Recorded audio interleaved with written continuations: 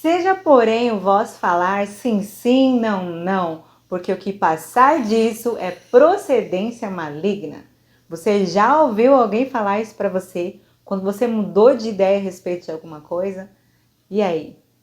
Vem para cá, vamos entender este versículo. Esta é a lição bíblica de adultos de 8 de maio de 2022.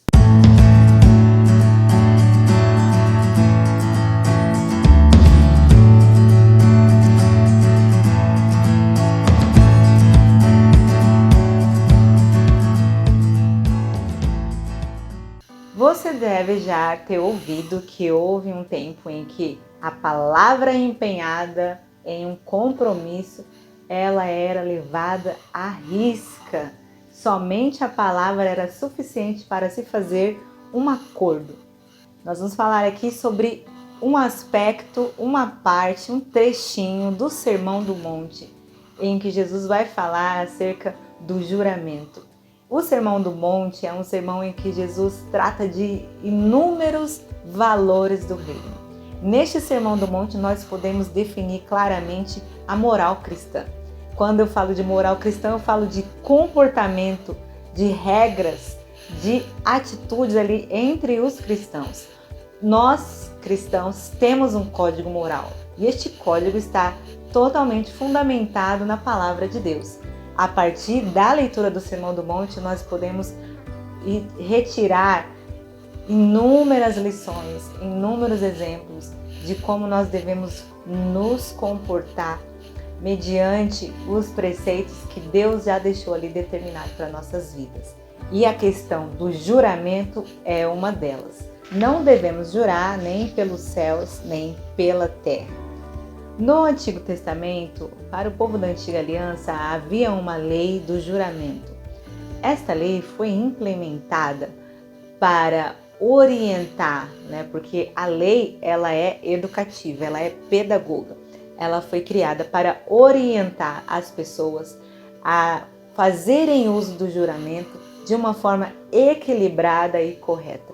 Culturalmente falando, os rabinos, eles viam a questão do juramento como um aspecto religioso mesmo.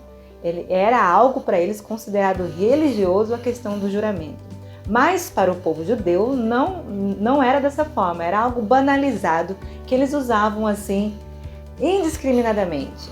Vejamos o que diz a palavra de Deus em Números, capítulo 30, verso de número 2. Quando um homem fizer voto ao Senhor, ou fazer juramento ligando a sua alma com obrigação, não violará a sua palavra, segundo tudo o que saiu da sua boca fará. E agora indo para Levíticos, capítulo de número 5, versículo 4, ou quando alguma pessoa jurar, pronunciando temerariamente com os seus lábios, para fazer mal ou fazer bem, em tudo que o homem pronuncia temerariamente com juramento, e lhe for oculto, e o souber depois, culpado será numa destas coisas. Será, pois, que o culpado, sendo numa destas coisas, confessará aquilo em que pecou, e a sua expiação trará ao Senhor, pelo seu pecado que pecou, uma fêmea de gado miúdo, uma cordeira ou uma cabrinha pelo pecado. Assim o sacerdote por ela fará a expiação do seu pecado. Mas se a sua mão não alcançar o que bastar para gado miúdo, então trará em expiação da culpa que cometeu ao Senhor 2 rolas ou 2 pombinhos, um para a expiação do pecado e o outro para o holocausto. Então você veja que os versos deixam bem claro que se a pessoa fez algum tipo de voto, ela deve fazer o possível, ela deve se dedicar a cumprir aquilo que foi votado. E em caso de fazer falso juramento, ela deve pagar ou com uma cabrita ou com uma rolinha, com 2 pombos. Então essa era a sanção. Por que era necessário esta sanção? Porque havia ali uma banalização do juramento. Jurava-se e prometia-se e fazia votos de formas assim aleatórias. Era muito comum. E muitas das vezes não havia o cuidado e o compromisso de se cumprir esta palavra. Jurar por Deus significa que a outra pessoa já não está mais confiando naquilo que que ela estava dizendo? Porque não bastaria apenas a sua palavra. Era necessário jurar para que alguém acreditasse no que ela estava dizendo? Outro aspecto importante era a orientação da lei em relação ao juramento por Deus. Olha, jurar por Deus é algo muito sagrado. Você tem que ter a consciência de que você está se referindo a alguém que tudo sabe, que tudo pode, que tudo vê.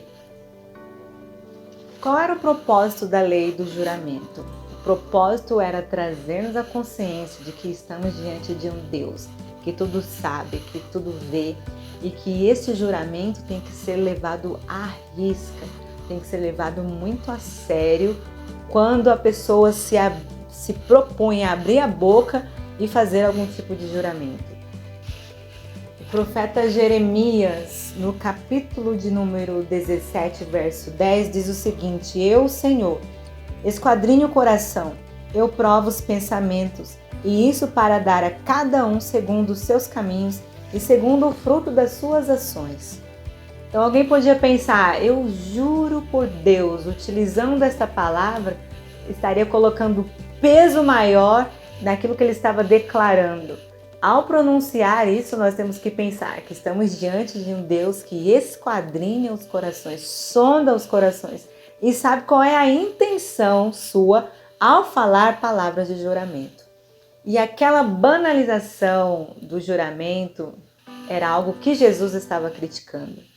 Os escribas e fariseus, apesar de eles verem no juramento algo muito sagrado, algo religioso, eles não conseguiram controlar o ímpeto do povo, não conseguiram arrancar essa cultura, esse comportamento das pessoas. Então o que eles começaram a fazer? Começaram a valorar, começaram a determinar que tipo de juramento era precioso e que tipo de juramento, tudo bem, jurou, mas não é tão importante assim. Então quando eu digo valorar, escalonar, dar uma certa pontuação para determinados juramentos que poderiam ser não levados tanto em consideração. Era essa a escala de valores que os escribas e os fariseus estavam dando aos juramentos de forma geral. E aí vem Jesus Cristo e trata bem na raiz desse problema. Peraí, não é para escalonar nada.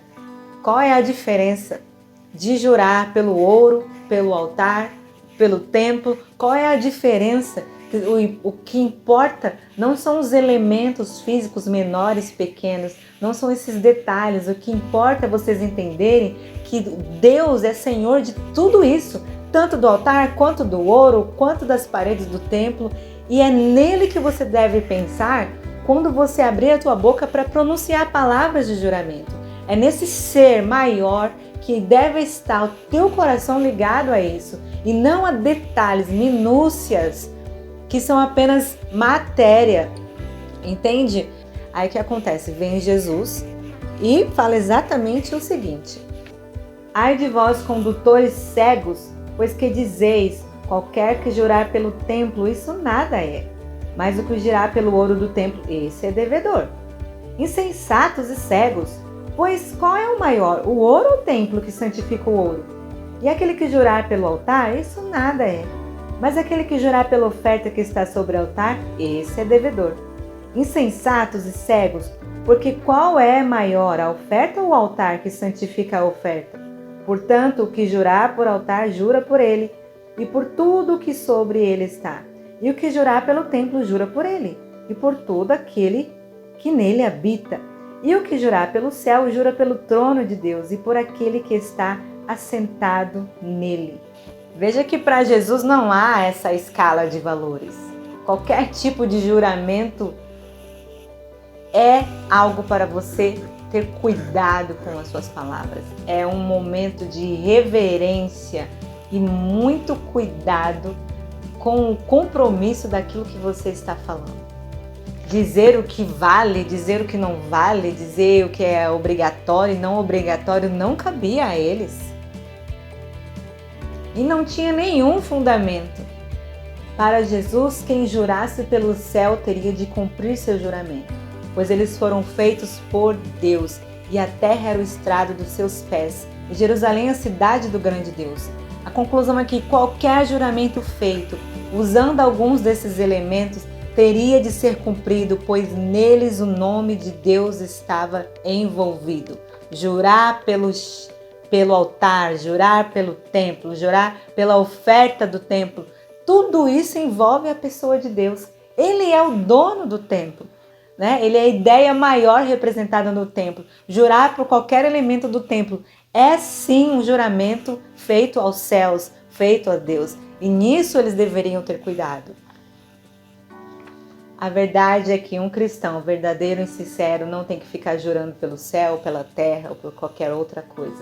A sua palavra basta, porque o seu coração está cheio de verdade. Nele habita o Espírito Santo. E por ele ter a sua vida controlada pelo Espírito, as suas palavras serão sempre de verdade. A questão é que muitos, apesar de terem nascido de novo, ainda têm as suas vidas controladas pela carne. Isso você vai encontrar no livro O Homem Espiritual, de Watchman Nee. Neste livro ele explica a diferença do homem carnal e do homem espiritual. O carnal, ele compreendeu a necessidade de Jesus como Salvador da sua vida. Ele compreendeu toda a dinâmica do mistério da redenção. Porém, ele ainda não tem a sua vida controlada pelo Espírito Santo. Existe algo intermediário entre a carne e o Espírito, que é a alma que está aqui no meio. A alma, a sede das emoções, a alma que é aquela parte do corpo que está ligada ao nosso intelecto, ao nosso raciocínio, ao nosso emocional, e a alma ainda está ali controlando e deixando com que a carne comande as atitudes do homem carnal. Mas quando a alma permite que o Espírito domine e controle todo o seu ser, o Espírito Santo então começa a atuar, a controlar, a ter domínio sobre o espírito do homem. Então ele, sendo controlado pelo Espírito Santo, não declara palavras falsas, não vive uma vida de mentira, não vive tentando se justificar diante dos seus erros. A palavra dele é sempre assertiva e de confiança. Tópico de número 2. Nossas palavras devem ser sim e não. O comentarista Champlin diz assim: a garantia da honestidade de um indivíduo deve ser a simples confiança na sua palavra. Nada mais é necessário do que a sua palavra. Você falou, então agora quero ver a concretização daquilo que você falou. Porque há em você a consciência de que Deus está te vendo, Deus está sondando o teu coração. E por isso, por amá-lo acima de todas as coisas e querer viver para Ele, você vai viver de acordo que você agrade ao Senhor em pensamentos e obras. Algo muito comum que eu vi na minha infância são adultos que mentem para crianças.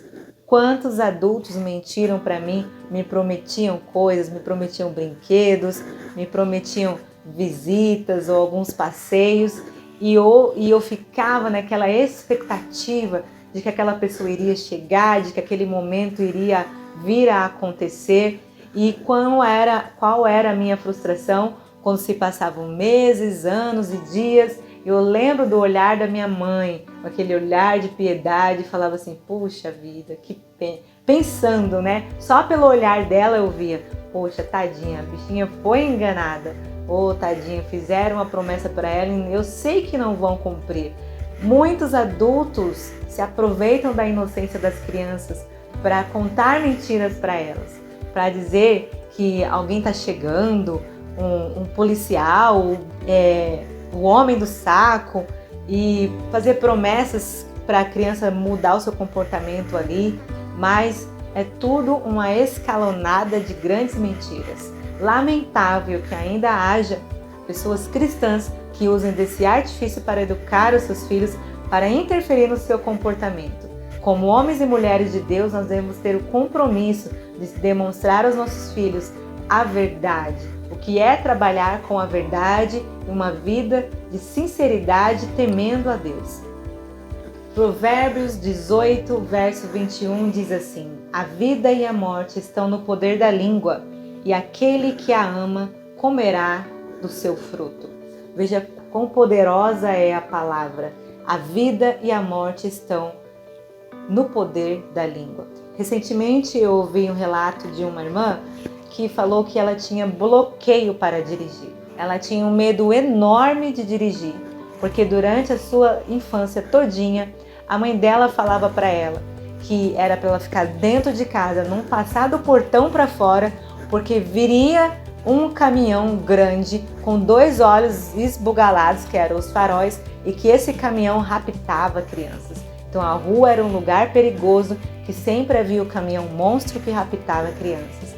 Essa mulher carregou isso pela vida inteira e só após os 50 anos, depois de muito orar, depois de muito pedir a Deus a libertação e a cura daquele trauma, então ela conseguiu ter sucesso na direção.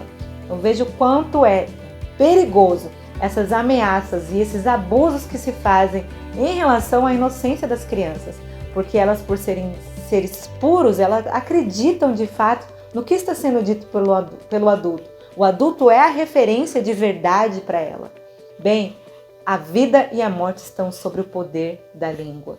Então, o que Jesus está nos ensinando nesse Sermão do Monte em relação ao nosso comportamento moral é que em tudo que nós vamos falar e pensar, se há nisto algum louvor, que sejam palavras de vidas e que sejam palavras verdadeiras. Em 2 Coríntios, no capítulo 1, Paulo está relatando ali sobre a sua dificuldade de chegar àquele lugar, apesar de ele ter feito muitas tentativas. Porque a nossa glória é esta: o testemunho da nossa consciência de que, com simplicidade e sinceridade de Deus, não com sabedoria carnal, mas na graça de Deus, temos vivido no mundo e maiormente convosco.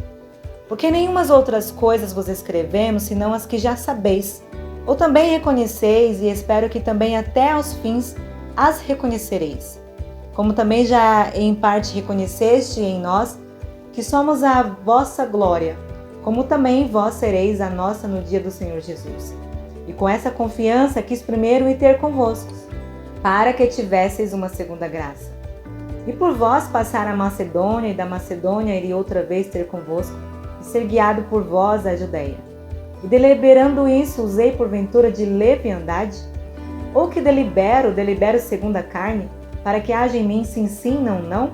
Antes, como Deus é fiel, a nossa palavra para convosco não foi sim e não. Porque o Filho de Deus, Jesus Cristo, que entre vós, pregado por nós, isto é, por mim, e Silvano e Timóteo, não foi sim, não, mas nele houve sim. Porque todas quantas promessas há de Deus são nele sim. E por ele o amém, para a glória de Deus por nós. Mas o que nos confirma convosco em Cristo e o que nos ungiu é Deus, o qual nos selou e deu o penhor do Espírito em nossos corações. Invoco, porém, a Deus por testemunha sobre a minha alma que, para vos poupar, não tenho até agora ido a Corinto. Não que tenhamos domínio sobre a vossa fé, mas porque somos cooperadores de vosso gozo, porque pela fé estáis em pé. Paulo teve que escrever essa justificativa aos coríntios para explicar por que ele não tinha ido lá, apesar de ele ter deliberado, apesar de ele ter planejado. A Bíblia diz que o homem faz planos, mas de Deus é a última palavra. Paulo está dizendo que em tudo ele é dirigido por Deus. E que ele não é um homem que diz sim, depois diz não, diz sim, depois diz não. Ele é um ser humano. E como um ser humano que faz planos, é possível que os seus planos não se tornem realidade, porque muitas das variáveis estão fora do seu controle. Paulo está dizendo assim: apesar de eu ter planejado, quem decide a minha vida é o Senhor. Nele está o sim. Em Jesus está o sim. Ele torna tudo possível, mas isso de nenhuma maneira altera a essência daquilo que sou, porque vocês são a minha glória, no sentido de que vocês, igreja, são o resultado do trabalho que Deus fez por meio das minhas mãos. Isso quer dizer que é possível sim que nós façamos planos, é possível sim que a gente sonhe, idealize, planeje coisas, mas muitas dessas coisas não virão a acontecer pelo fato de que Deus tem o controle de tudo. E por mais que nós planejemos, sonhemos, idealizemos, Muitas das coisas Ele vai dizer, não é agora, não é o tempo, não é o momento. Neste momento você vai fazer desta outra maneira. E não tem coisa melhor do que estar debaixo da direção de Deus. Porque debaixo da direção de Deus não há dolo, não há problema, mas sim um status e um momento de plena consciência de que você não está no controle da sua vida, mas sim o Senhor. Mas é claro que mesmo na obra de Deus, no trabalho feito a Deus, sempre nós encontraremos opositores. E ali os opositores a Paulo estavam aproveitando a situação de que ele havia feito uma promessa e não cumprido para dizer que ele não era um homem de confiança. Então Paulo teve que escrever este capítulo, esta carta, para explicar o que de fato havia acontecido. Ele tinha uma intenção, mas Deus não permitiu. Bom, mas e a parte do versículo que fala assim, seja então a vossa palavra assim, sim, não, não, o que passar disso é procedência maligna. Quer dizer o seguinte, que a nossa intenção do coração deve ser sempre dizer a verdade. Apesar de que você não tenha o controle de que essa tua promessa, esse teu compromisso vai de fato ser concretizado, porque muitas coisas podem vir a acontecer, coisas que estão fora do nosso controle, que foi o que aconteceu com Paulo. A questão de se no meu coração existe uma intenção de enganar, existe uma intenção só de fugir daquele momento, daquela situação, e aí então eu profiro uma promessa, a intenção do coração é má. E é nisso que está a procedência maligna. Se não há esta boa intenção, e aí que está o trabalho de Deus, é Ele que sonda o coração, se não há a verdadeira intenção, aí é procedência maligna. Porque tudo que é mentira, tudo que é falso, tudo que é hipocrisia, existe a natureza do mal operando aí. É uma fofoca, é uma intriga, é uma mentira, é um ato de engano, tentar enganar as pessoas, isso é procedência maligna. Isto não vem de Deus, a intenção do coração o Senhor sabe. Todo mal tem origem no diabo, diretamente ou indiretamente. Jurar, fazer voto com a intenção de fugir da situação, de enganar alguém, é procedência maligna. Então, quando alguém fala assim, Keila, você prometeu tal coisa e você não cumpriu. Quem pode julgar a intenção do coração é Deus. Se a minha promessa foi feita com a melhor das intenções, e se eu tinha de fato um coração voltado para que aquilo se concretizasse, mas que no final deu tudo errado, Deus sabe, Deus conhece o coração. Então, a gente tem que ter cuidado ao apontar e lançar em rosto das pessoas este versículo, porque nós somos incapazes de julgar a intenção do coração. Esse versículo ele deve ser usado, como está sendo usado aqui, de uma maneira pedagógica, para ensinar-nos, para alertar-nos uns aos outros sobre a intencionalidade das nossas ações, tendo consciência de que Deus tudo vê, tudo sabe, mas não para lançar em rosto e dizer que a pessoa está com más intenções, que pode ser que ela não esteja com más intenções e você é quem está pecando por apontar, por julgar e condenar alguém quando ela não deveria ser condenada. Eu acredito muito no poder da oração. Acredito apresentar ao Senhor tudo aquilo que nós sofremos de injustiça, de dor, de dolo, de engano. Acredito que Deus é que pode fazer justiça por nós e apontar ao Senhor. Eu me senti enganada, eu me senti lesada nessa situação. Eu não sei, Senhor, se no momento em que eu fiz um acordo com essa pessoa, a intenção do coração dela era realmente me enganar. Senhor, mas haja com justiça, seja a minha justiça. Tenho certeza que Deus vai intervir na tua causa sem que você se desequilibre emocionalmente, sem que você se desgaste, trazendo acusações e problemas maiores para a tua situação. Por último, vamos falar de honestidade em nossas palavras. Bem, você já entendeu aí que a lição moral do Sermão do Monte é que nós sejamos pessoas verdadeiras, sinceras, transparentes, primeiramente diante de Deus e depois diante da sociedade. O texto bíblico fala tudo que é honesto, tudo que é puro, tudo que é de boa fama. Se há nisto algum louvor, nisto pensai. Também diz, não saia da sua boca nenhuma palavra torpe. Então nós precisamos policiar a nossa fala, moderar a nossa fala para que sejamos luz em meio às trevas, luz nessa sociedade cujos valores são decadentes. E quando nós falamos de honestidade, é procurar sempre dizer a verdade.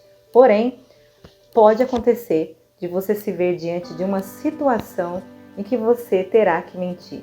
Vamos ser muito sinceros em relação a isso. Imagine que entra na sua casa bandidos para sequestrar a tua família. E aí essa família já está toda escondida dentro do banheiro ou dentro do guarda-roupa. E só sobra você ali na sala com uma arma na sua cabeça e o ladrão fala assim, onde é que está a tua família? Onde é que estão as outras pessoas dessa casa? E você, por ser zeloso na verdade, você vai dizer, sim, eles estão lá no guarda-roupa escondidos. Então, existem pessoas que levam ao pé da letra essa questão de dizer a verdade sempre. E dentro da área da teologia, nós estudamos na matéria de ética cristã os dilemas morais, os dilemas éticos. Neste caso, desse relato que eu trago aqui, ele é um dilema ético. Você vai encontrar estudos a respeito disso no livro Ética Cristã de Norman Geisler. Ele vai trazer vários dilemas éticos e vai trazer várias possíveis respostas, dependendo da corrente filosófica, dependendo da linha de entendimento que a pessoa vai seguir. Uma das possíveis respostas é, não, a pessoa tem que ser verdadeiro com o bandido, tem que dizer a verdade, tem que dizer que a família está escondida dentro do guarda-roupa, porque ele tem o compromisso de ser verdadeiro e dizer sempre a verdade diante de Deus.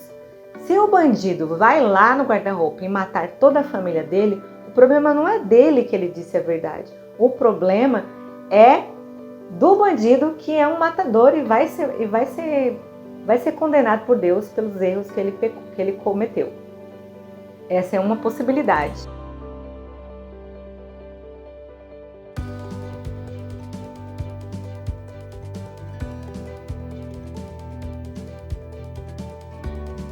A outra possibilidade é, ele não agiu de forma incorreta.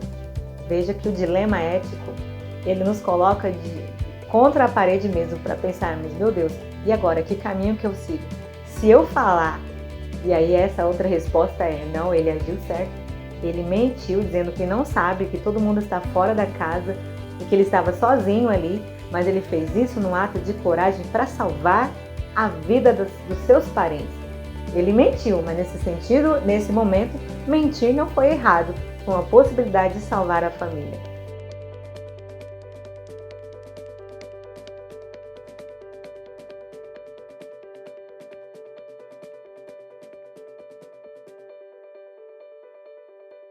E aí, qual que seria a sua posição? Você pode se ver diante de uma situação que para salvar pessoas, para salvar a vida, você pode levar-se a uma situação em que não vai poder dizer a verdade por completo. O que está em jogo? A vida de alguém está em jogo? Uma vida real? Uma vida potencial? O que a gente deve considerar quando nós estamos diante de um dilema? Existe uma outra situação, essa é verdadeira, de uma senhora muito rígida em relação ao cumprimento lipsis litris do que está na Bíblia, palavra letrinha por letrinha do que está na Bíblia. E ela foi tentar o visto americano e na entrevista o entrevistador perguntou para ela assim, o que você vem fazer aqui nos Estados Unidos? Por que você quer o visto americano? E ela disse assim, eu vou fazer a obra. Qual foi o resultado? O visto foi negado. Fazer a obra não é uma resposta adequada para aquele ambiente. Apesar de que ela estava dizendo a verdade, e ela disse, não, eu disse a verdade, eu não podia dizer outra coisa. Sim, ela podia ter criado outros argumentos dentro da linguagem ali daquelas pessoas que não sabem de fato o que é fazer a obra. Então, mas pela sua radicalidade, levar ao extremo essa questão da honestidade, de ser 100% verdadeiro, e ali ela não pôde ir para aquele país para fazer a obra de Deus, porque ela não teve esse jogo de cintura. Eu quero dizer com isso que nós nos veremos em situações que serão dilemas éticos. E aí nós teremos que ponderar qual seria a melhor saída, porque para qualquer decisão que você tome, vai ter algum tipo de prejuízo para um lado ou para outro lado. Este equilíbrio e esta sensatez, nós precisamos buscar em Deus a direção das nossas atitudes, porque haverão momentos em que não será possível ser 100% radical e extremista e pode ser muito doloso. Fica a minha recomendação de leitura para você desse livro Ética Cristã, que é um livro que ele já vai caminhar para um lado mais filosófico, vai trazer para você possibilidades, alternativas éticas para responder a um determinado dilema.